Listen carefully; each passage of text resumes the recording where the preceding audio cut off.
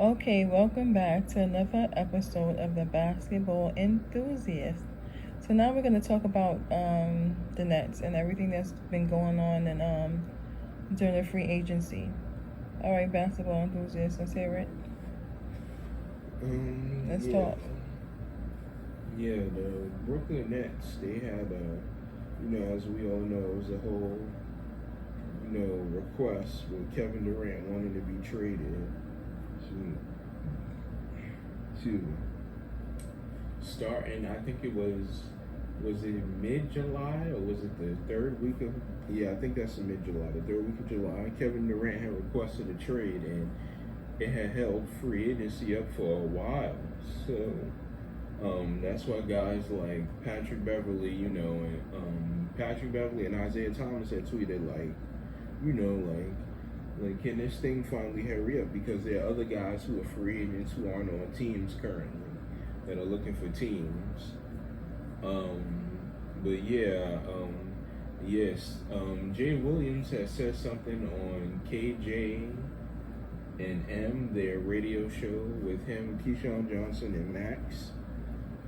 Jay Williams has said he believes that Steve Nash is on the hottest hot seat, and when it comes to having the most pressure this year, and you can make a strong argument that he is, because this is one of the most talented teams Steve Nash has ever had.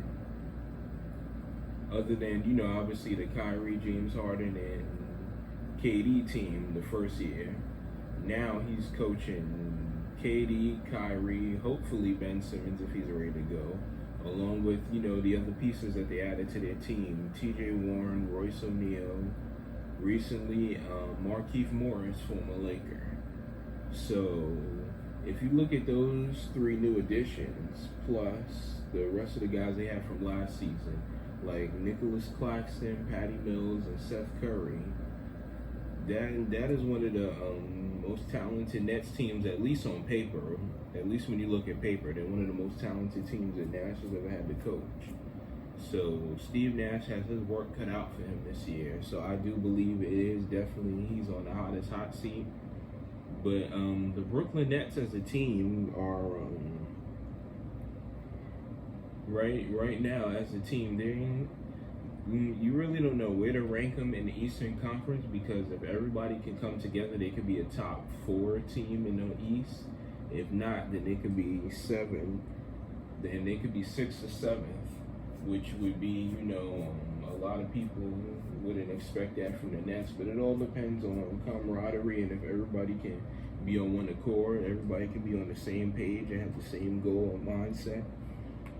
If everybody, and starting with KD and Ben Simmons, are focused on winning the championship, obviously Kyrie as well, then the Nets will have a really good season this year. If not, then as Tim Legler said, they can either be a play-in team, which would be a disappointment for Nets fans and a lot of people who believe they have a good chance of winning the championship, or they could be, as I said before, a top 4 seed in the Eastern Conference. But yeah, I believe obviously the Nets are one of the most talented teams on paper. They have a lot of talent on their team. The one thing that they're missing is they need help at the center position, because Nicholas Claxton is he's too skinny, or he's too slim, and it's going to be difficult if he has to guard guys like Joel Embiid or Giannis, who are stronger than him physically.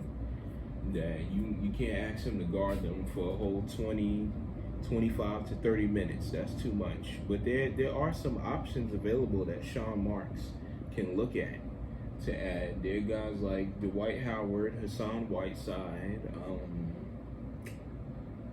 There are those specific centers who are shot blockers. They need somebody to replace the production of Andre Drummond, who they had last year, who's now with the Chicago Bulls. But the Brooklyn Nets overall, like I said, they can be a really good team. It all depends on everybody's mindset and obviously health, because you can't, if they're not healthy, then you really can't say that the Brooklyn Nets didn't do what they were supposed to do. Like, health isn't really something you can control. The only thing you can control, as Shannon once said this, Shannon Sharp from Undisputed once said, The one thing you can control is your production as a group and as individuals on that basketball, football field. Okay, since we have some extra time, I just want to talk about the Warriors, if you can fit them in. And what do you think is coming up for them in this new season? Yes, the defending champions are.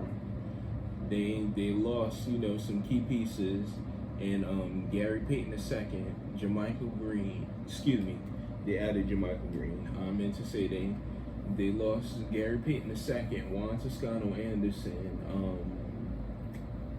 Bielitsa, Damian Lee, Damian Lee, Steph's brother-in-law, and they also lost Otto Porter Jr., who was a really big piece for them. Otto Porter Jr. and Gary Payton II, I think they're really going to miss. The Warriors replaced those guys with JaMychal Green and Dante DiVincenzo, who a lot of Bucks fans, Milwaukee Bucks fans, know who he is. Those guys, I think, were really good pickups for them. I think they can fill those roles in very well. But one of the things with the Golden State Warriors next season is next summer, I should say, is free agency. And according to reports from The Athletic, Draymond Green wants a max extension. And, people aren't sure how much Klay Thompson's going to want. But the Warriors also, next summer, Jordan Poole and Andrew Wiggins are up for free agency.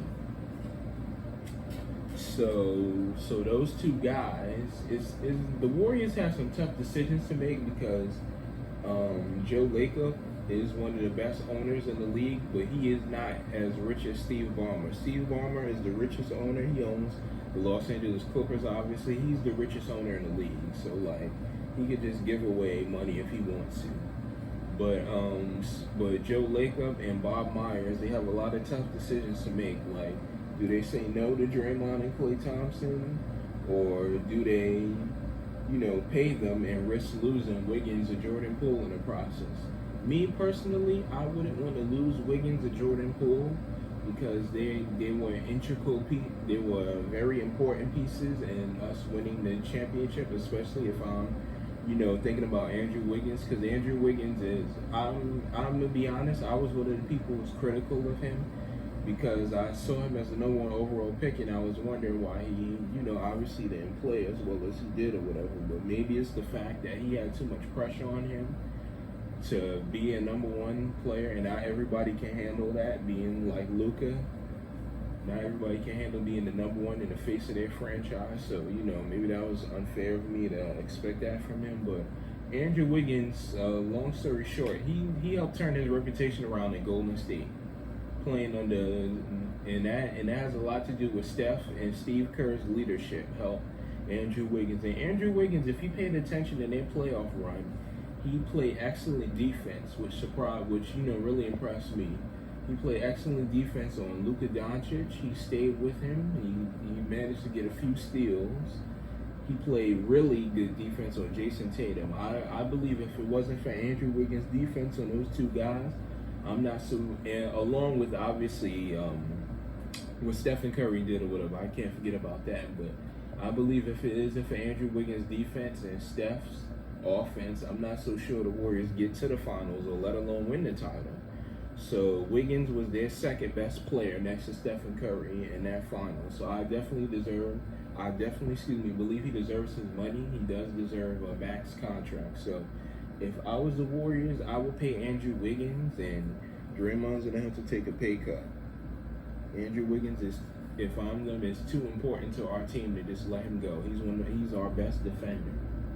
So I would definitely try to keep Andrew Wiggins and Jordan Poole, because Klay Thompson did get a nice he was paid while he was injured, so I don't think Klay will be as upset if he doesn't get a max, I think, as much as Draymond. But Draymond should really think of the team, because Andrew Wiggins and Jordan Poole, he's a young guy. Well, Wiggins has had a max contract or whatever before, but Wiggins deserves his money this time around too. But Jordan Poole hasn't had that.